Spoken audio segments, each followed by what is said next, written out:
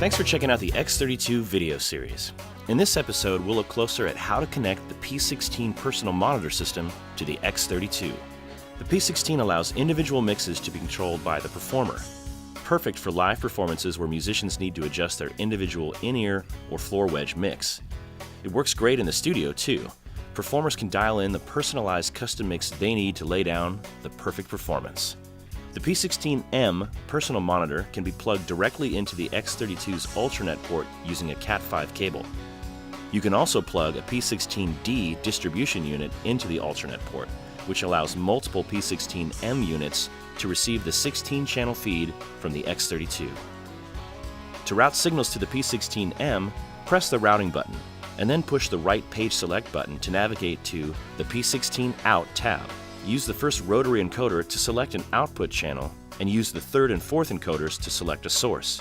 Choose from any channel, direct out, or mix bus. The fifth encoder allows you to choose the point from which the audio signal is tapped for the P16M. Send a direct signal or one that's been processed by the channel strip. Now let's take a look at a typical X32 P16 system.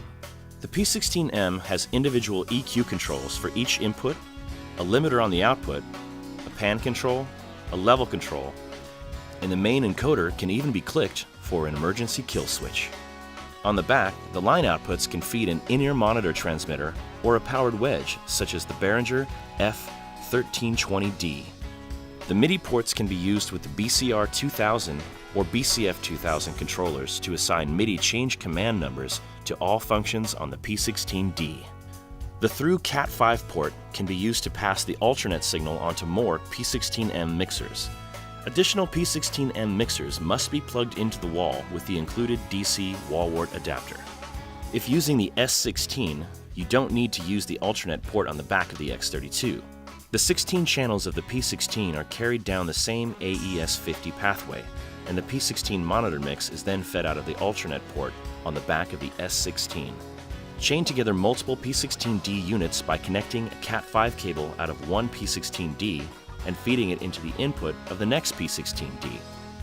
It's easy to create huge P16 systems with 64 or more P16M mixer stations. Thanks for watching, and be sure to check out other videos on how to get the most out of your X32 mix experience.